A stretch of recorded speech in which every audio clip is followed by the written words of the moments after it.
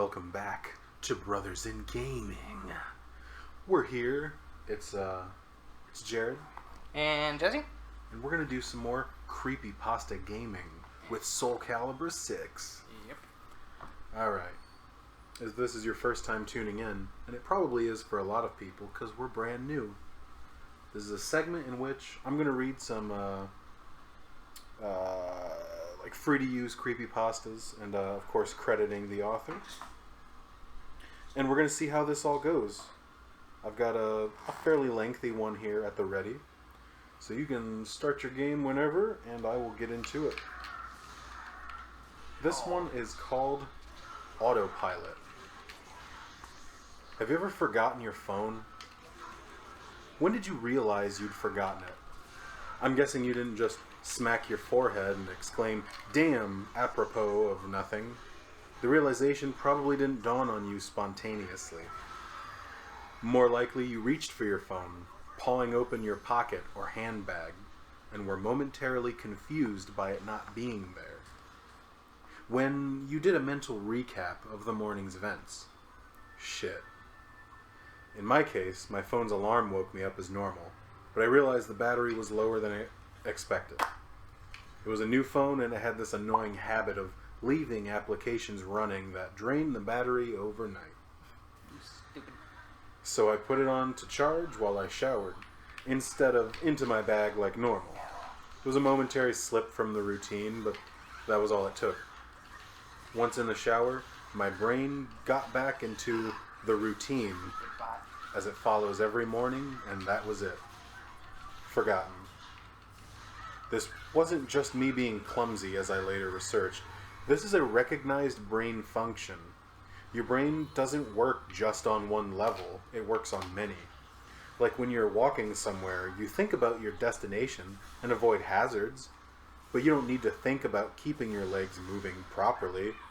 If you did, the entire world would turn into one massive, hilarious QWOP cosplay. I wasn't thinking about regulating my breathing. I was thinking whether I should grab a coffee on the drive to work. I did. I wasn't thinking about moving my breakfast through my intestines. I was wondering whether I'd finish on time to pick up my daughter Emily from the nursery after work, or get stuck with another late fee. This is the thing. There's a level of your brain that just deals with routine, so that the rest of the brain can think about other things. Think about it. Think about your last commute. What do you actually remember? Probably little, if anything. Most common journeys blur into one, and recalling any one in particular is scientifically proving to be difficult.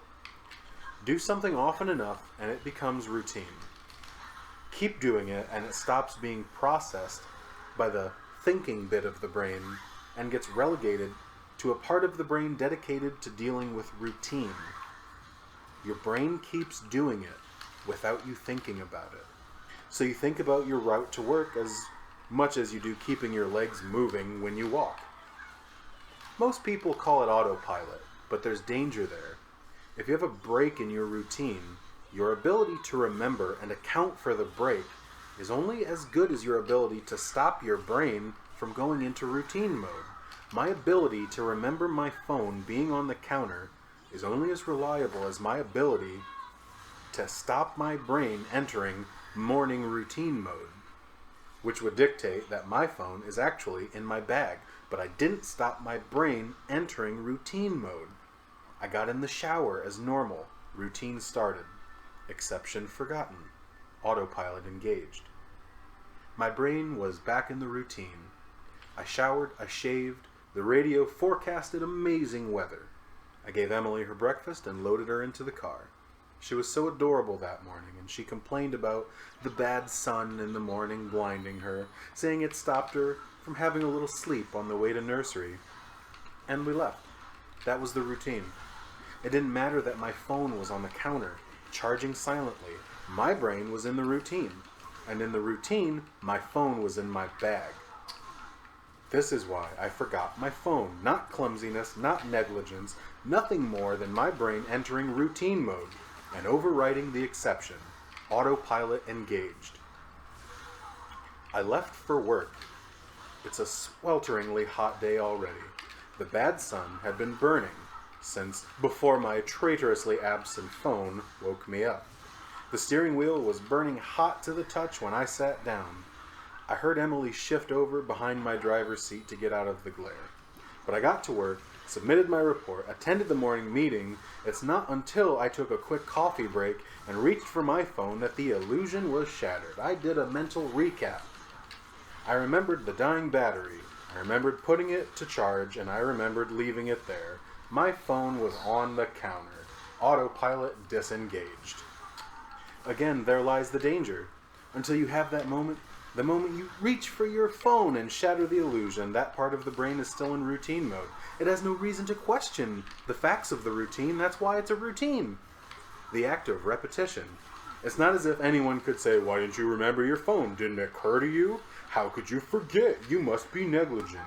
This is to miss the point. My brain was telling me the routine was completed as normal, despite the fact that it wasn't. It wasn't that I forgot my phone. According to my brain, according to the routine, my phone was in my bag. Why would I think to question it? Why would I check? Why would I suddenly remember out of nowhere that my phone was on the counter? My brain was wired into the routine, and the routine was that my phone was in my bag. The day continued to bake. The morning haze gave way to the relentless fever heat of the afternoon. Tarmac bubbled, direct beams of heat threatened to crack the pavement. People swapped coffees for iced smoothies, jackets discarded, sleeves rolled up, ties loosened, brows mopped. The park slowly filled with sunbathers and barbecues. Window frames threatened to warp. The thermometer continued to swell. Thank fuck the offices were air-conditioned.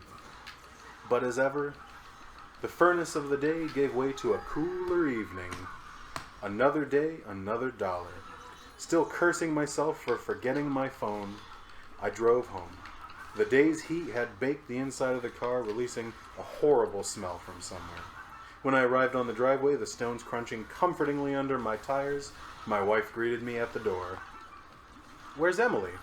Fuck. As if the phone wasn't bad enough. After everything, I'd left Emily at the fucking nursery, after all.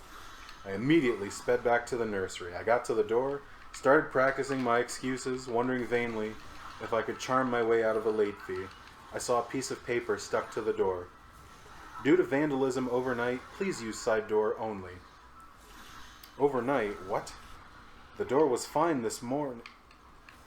I froze. My knees shook. Vandals. A change in the routine. My phone was on the counter. I hadn't been here this morning. My phone was on the counter. I'd driven past because I was drinking my coffee. I'd not dropped off Emily. My phone was on the counter. She'd moved her seat. I hadn't seen her in the mirror. My phone was on the counter. She'd fallen asleep out of the bad sun. She didn't speak when I drove past her nursery. My phone was on the counter. She changed the routine. My phone was on the counter. She changed the routine and I'd forgotten to drop her off. My phone was on the counter. 9 hours. That car. That baking sun. No air. No water. No power. No help. That heat. A steering wheel too hot to touch. The smell. I walked to the car door. Numb. Shocked. I opened the door. My phone was on the counter and my daughter was dead. Autopilot disengaged. And that's the end of the story.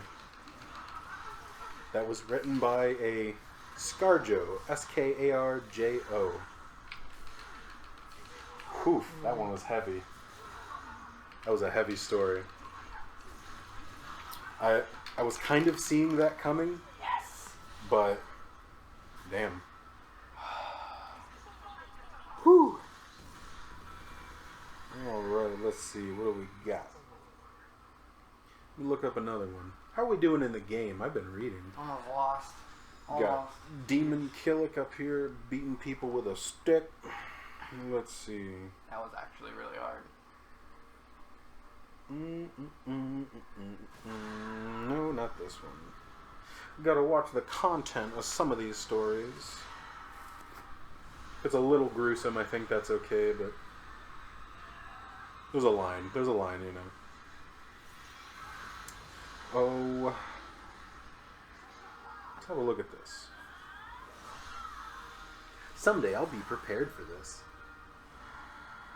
But not today. No, not that one. I'm looking for a good one. I like the title of this one. I hope it's a good one. Sometimes the title of a story can really pull you in just with intrigue. Even if it's simple. Is that it? Did you beat it? Yeah, it looks like it. Well, good goddamn. Whoops! Didn't Right. You can play through another one if you want to. What do I do? Skip. Let's see. Man, nothing is loading right now. Jesus. Well, the last boss was kind of hard. Is it pretty hard? Yeah, it was alright. Nothing's loading on my tablet. But my tablet is hot garbage. So, you could put that in like the title, 0 losses and sped run. I completely sped run the game and I had 0 losses. 0 loss speed run while listening to Creepypasta. So creepy. There we go. Now it's loading. Jesus. Let's do missions. See what we got in missions. Play the whole game, guys. That dude. Play it up. That's what it's for. It's a game. Literally meant to be played. Okay, let's see what this is about.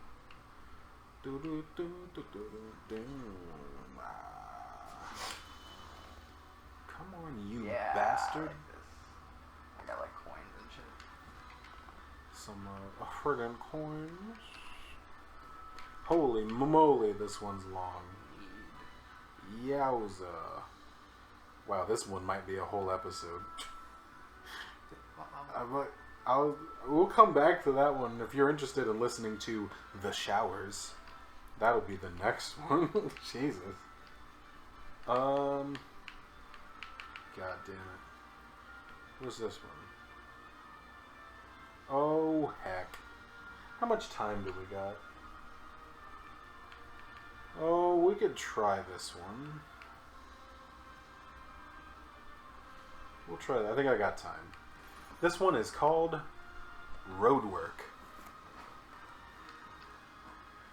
When Connor arrived at the gas station, he exited the car with a speed that surprised even him. He took a few quick steps, almost at a run, before turning back towards the car.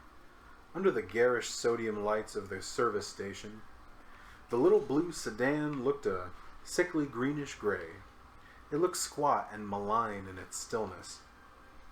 The little throbbing headache at the base of his skull seemed to diminish with every step, and he began to catch his breath. He took the phone from his pocket and raised it high into the night sky, waving it side to side like a signal flag. Nothing. The signal meter defied him by remaining empty, not even a flashing, roaming message. Connor scowled at the little phone and thrust it back into his pocket. He glanced around at the station. 2 solitary pumps and a closed convenience market. An isolated island of pale yellow light in the dark of the North Carolina forest. The silhouettes of the trees bit sharply into the starry night sky, surrounding him like a ring of teeth. The grating hum of electricity mingled with the crackling of insects from the wood beyond, drifting in the warm summer air. Jutting from the side of the shuttered market was a scraped and listing payphone, its metal stalk visibly bent from some long-ago impact. Connor approached it, digging a quarter from his pocket and gripping the scarred plastic headset. For a moment, nothing happened, and the sense of isolation deepened, like the ground being pulled out from under him, and the panic returned. A series of quick clicks bit into his ear, and the dial tone chimed. His fingers felt numb as he dialed. Even at a few hours past midnight, Reynolds answered the phone on the first ring. Yes? Reynolds' rolling baritone was a silky and unmarred by the late hour. Who is this? It's me, Connor. He was unable to keep the quaver out of his voice. and he had a sudden urge to look back towards the car, suddenly afraid it might have moved or left him there altogether. "This isn't the phone I gave you." Reynolds' liquid voice darkened, almost imperceptibly. "It's a payphone. Ain't got no signal out here. Middle of fucking nowhere. Listen, Is something the matter, Connor?" Connor bristled at the mild, calculated condescension in the older man's tone, and inhaled slowly, measuring his exact words with caution. "Well, shit, I don't rightly know, Ren, but I got a real bad feeling about this." "Where are you?" "Service station. Just got off the freeway, about to head south through Natahala." "And what is the matter, Connor?" "Like I said, there's something fucked up about this one. Didn't like the guy I picked the car up from. Don't like wherever or whatever's in the fucking trunk. I know this sounds fucking stupid, but it's giving me a headache. I feel like I can smell it, but I know I can't. Something just feels rotten about it. I mean rotten. There was a long silence on the other end, and Connor knew that Reynolds was unmoved.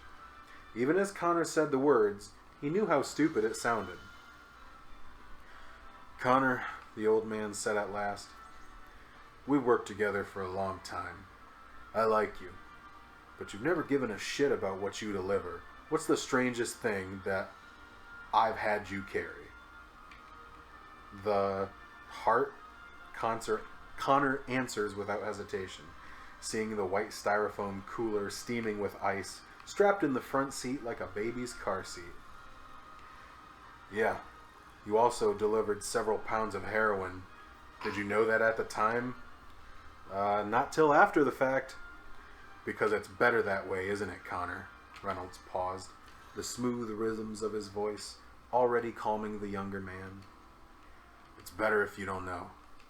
The man you picked the car up, in his own way, is as trustworthy and reliable as you. I understand why you might bristle at him, given his unfortunate-looking visage, but he is like you, a trusted contractor and discreet. I employ you both for your discretion. Do you understand, Connor?" "Yes, sir." "Good. I think you understand why I'm offering so much more for this delivery, and why it has to be late at night and on the back roads. Our client this time has specific instructions, and we're not getting paid to wonder why. We're not getting paid to pry." "I understand." It galled Connor. How stupid he'd sounded, how stupid he'd been, panicking, calling Reynolds late in the night. "I know you do. And I know this one's odd, son, I do. I hope you believe me when I say it makes me as uncomfortable as it makes you. I do it myself, but no one's as good as you. I'm smart enough to know when to trust the best." "Thank you, Ren." "No, Connor, thank you. Now get back on the road. When you drop off the car, the client will have his own men take care of the package. Then you can sleep. You won't have to work for a year, all for one night's drive." "Okay, I gotcha." "Connor, I trust you wouldn't, and forgive me if this is insulting. But don't open the trunk, okay? It wouldn't help. Package is locked up anyway. Needs to stay locked because the client wants it locked." "Of course, Ren. Look, I'm awful sorry for calling. I guess I just got spooked something fierce." "Not at all. That's what I'm here for. Now get on the road, Connor. Call me when it's done." Reynolds hung up before Connor could reply, and he returned the handset to the cradle. Keys in hand, Connor returned to the car, driving himself forward even as his newfound confidence waned as he approached. The phantom odor, more like a memory of a scent than an actual smell, returned. Something sweet and corrupt. As he turned the key to start the engine, the gentle pain in the back of his head returned, rising slowly. He gritted his teeth and pulled out of the service station. The Natahala National Forest closed around the two-lane road, and the darkness swallowed the service station behind him. Connor tried to focus on the destination. The route laid out, starry sky outside, anything but the trunk. And it worked, for a few minutes. Connor's blood coursed with caffeine and a tiny dose of some high-grade speed. Connor, you're Zach. just enough to keep him awake. But still, after a half hour on the dark road, his eyes began to flutter. At first, they simply felt dry, and he batted his eyes to wet them. But they began to stay closed longer, seeming to stick at the zenith of each blink. The tires hit the yellow reflectors of the center line, and with a sick jolt of adrenaline, he realized he'd been drifting. Ahead, the headlights illuminated 100 yards of road, and picked out reflectors for another 100. The glowing dots chased out in front of him like tracer bullets, outpacing the lit road and marking his path into the darkness. They curved up ahead, signaling a rise in the road before it could be seen. Connor focused on the reflectors, letting them swim by him like the gentle dripping of water. He watched the phantom line of glowing points dip and rise with the road, and then, with numb disbelief, watched it whip upwards above his line of sight, twisting skyward. Connor thought absurdly of a sharp upward rise, wondering if the car could take a steep ascent. Then the line whipped like a snake, striking across the night sky, and his foot struck the brake with all the force that his terror could muster. The car slid to the right, and he corrected, pulling back onto the road and jerking to a halt. From the trunk there was a hollow, dull thumping noise, and Connor's heart surged. Ahead, the road was perfectly flat, the yellow reflecting lights fixed back in reality. With the car no longer in motion, Connor's guts sang him to leave, to flee into the relative safety of the dark woods. His hands clutched the steering wheel, bloodless in their intensity. From the trunk came another small thud, and Connor's heart seemed to stop. Connor was out of the car before he knew it, the keys rattling in his grasp.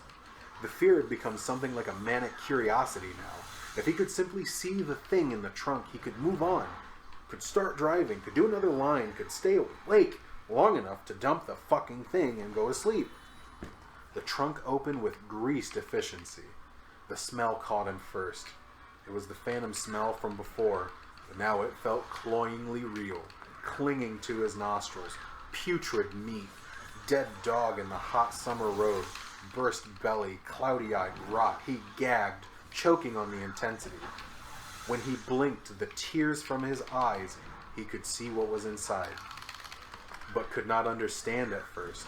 Shiny emergency blankets, silvery on one side, gold on the other, reflecting the trunk's meager light, were wrapped loosely around a large man-sized bundle. Connor's hands were peeling back the metallic sheets before he had time to think. The drive to know... Oh god, I just messed up. Connor's hands were peeling back the metallic sheets before he had time to think. The drive to know almost painful, even as his mind screamed what he already knew. He was carrying a fucking corpse. Beneath the first shining layer was a woolen army blanket, sodden in black oily fluid. The smell was even stronger now. Connor debated briefly stopping there, and he reached out. Peeled back the blackened sheet, feeling the wet fluids adhere to his slender fingers. The corpse was naked to the waist, horridly disfigured. One arm ended in a shredded stump, an unmistakable, bruised and pierced field. A buckshot wound patterned the gray sunken chest. The head was open, a good hand-sized chunk of skull, clotted and matted, with thinning gray hair, lying next to it. Black and rotten teeth grimaced through a frozen rictus of pain. One dull, dark eye stared up at him. Around the neck was a black leather collar, cinched tight against the mottled gray skin. What looked like metallic wires and delicate filigree curved across the leather, tracing a circuit board-like design. At the clasp was a small metal box where the wires met and joined, encircling a small green LED light that winked rhythmically. Connor stared, disbelieving for some time. The silent forest surrounded him, and his eyes held fixed on the corpse, the dead hobo with an electric collar in the trunk. He wanted to be angry. He knew he should be terrified, but it simply didn't make sense. and he could muster no single emotion despite the hundreds vying for release. The headache pulsed sharply, and it pushed him out of his trance, where he found himself staring off into the woods. He shut the trunk, after wrapping up the body and wiping his hands. He found himself back in the driver's seat, staring ahead at the flat road. He breathed oddly calm. He was tired again. The nameless dancing fear was far at the periphery. It was simple now. He had to deliver the car. That was all there was to it. He sped now against his own rules and instincts, taking the forested roads with reckless velocity. Music cranked loud to hammer him awake. It didn't work. The drowsy fog seemed to tug harder at him now, and the ticking regularity of tall trees, the rhythm of the white reflective paint on the road, beat out a tattoo of hypnotic regularity. It was a while before he came to realize that the radio was no longer on. There was only the steady lulling white noise of the engine, the hiss of the tires peeling away from asphalt, and the knocking from the trunk. A steady beat of impacts, sharp raps, fists on metal.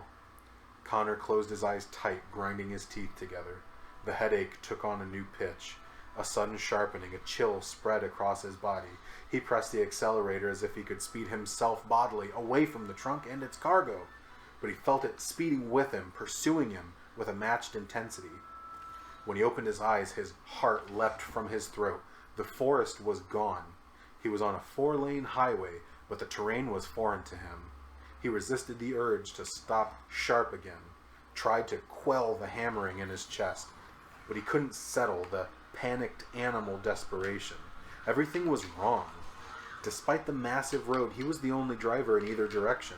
There were no road signs, no mile markers. He'd lost time on the long drive before, but he always stayed on course, coming out of the trance precisely where he wanted to be, and he'd never been lost. Connor knew every thoroughfare and backwoods trail for 100 miles in every direction, but he could not tell where he was. The clock on the dashboard proclaimed that he'd lost mere minutes. He'd been dozens of miles from any road of this size.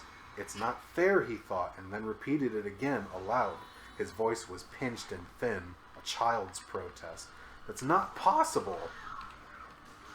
The unbroken field of blacktop and reflective paint roiled away beneath him and behind. The trunk was silent, but still lingered malignant behind him. He grabbed the telephone beside him and flipped it open. Nothing. Connor only had one course of action that he could see. Take the first exit, find another service station, reorient, deliver the fucking car.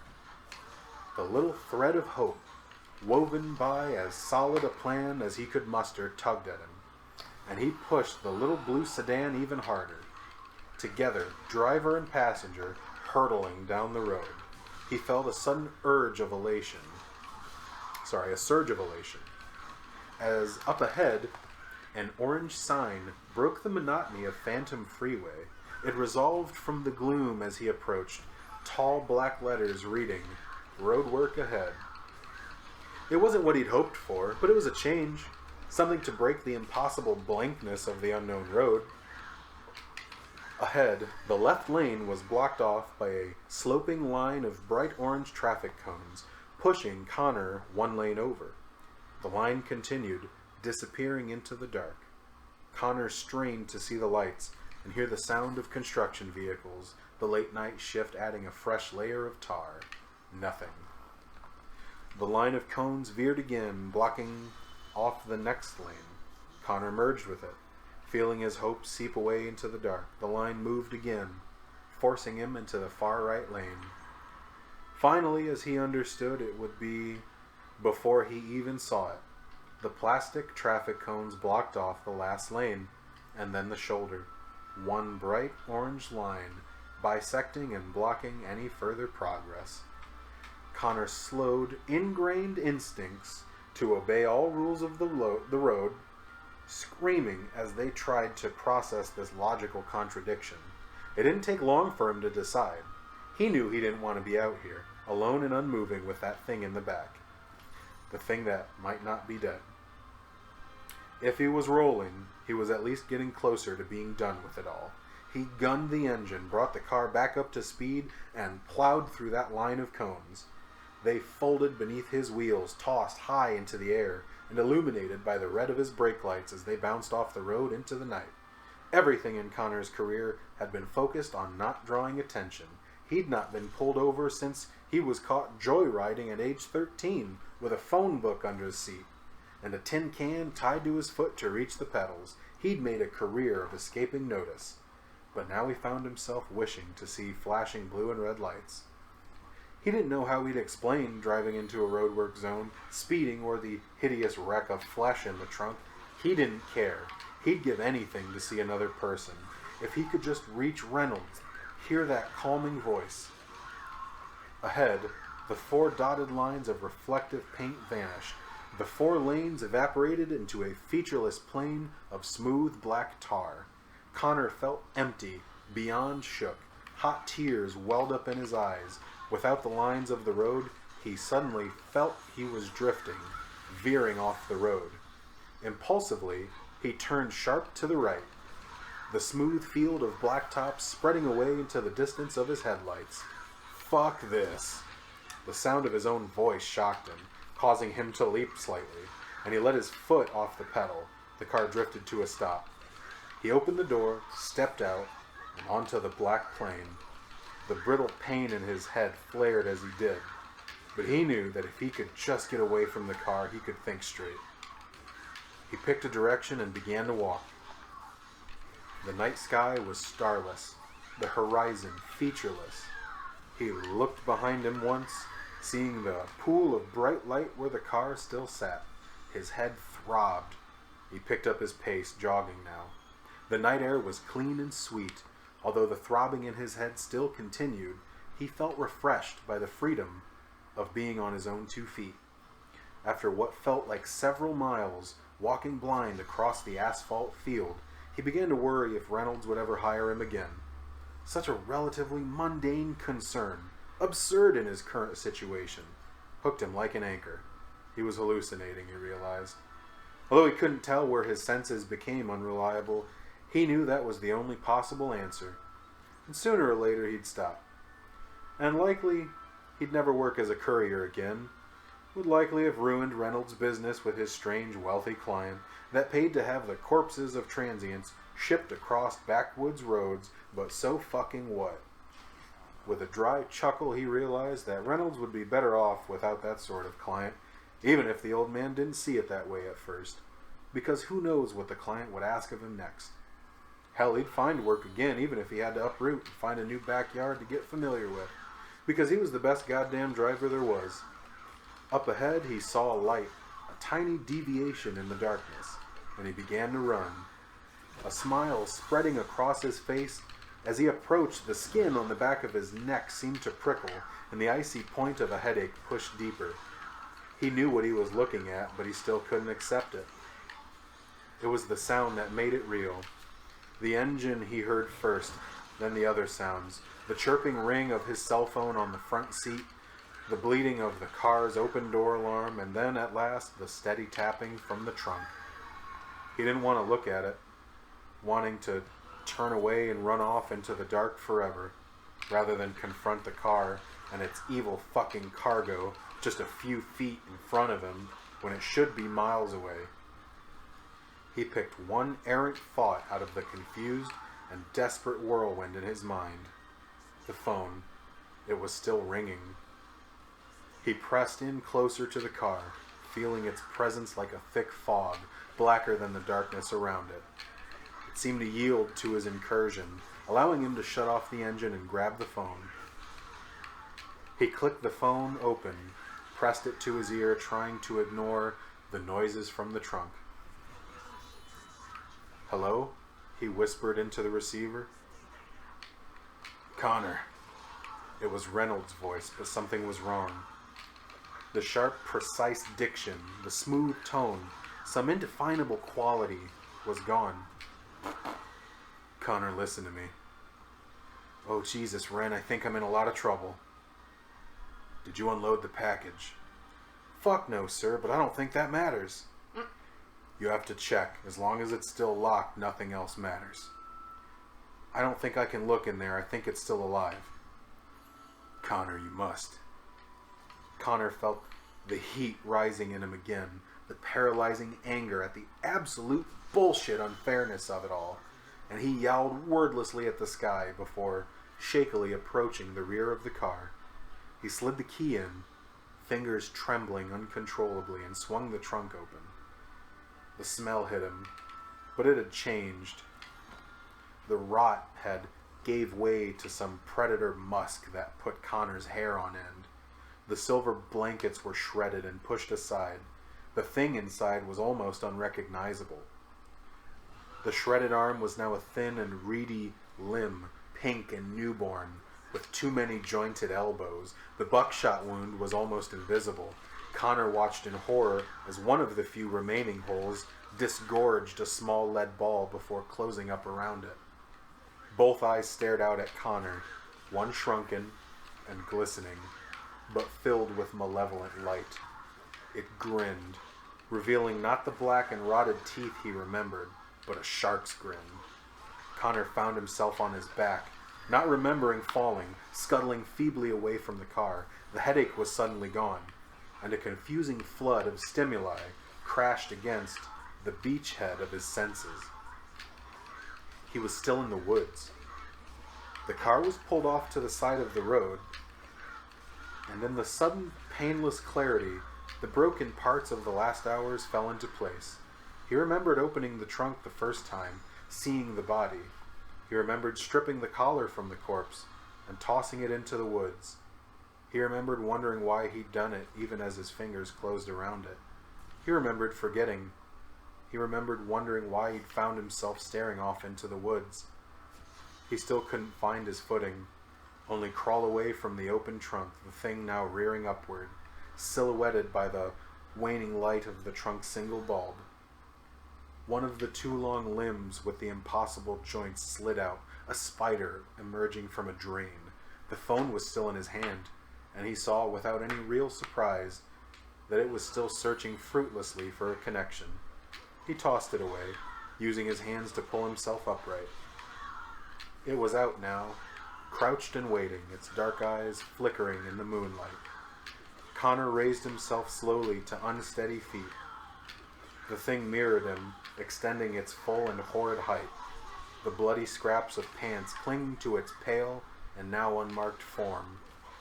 Disgorged of its hideous cargo, the little car now looked like a sanctuary, like hope, like freedom, but the thing stood between him and any chance of escape. It leaned forward towards him, the shark teeth glistening with spit.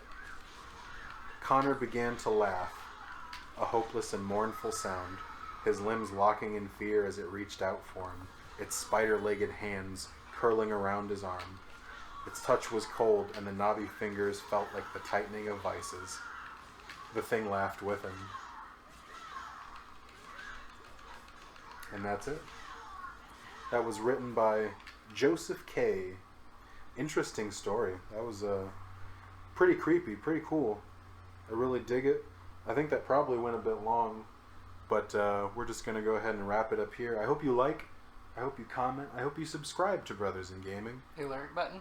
Press that bad boy. Yeah, go ahead and check the notifications, dog. And thanks for watching. Thanks for watching. We'll catch you in the next one. Bye.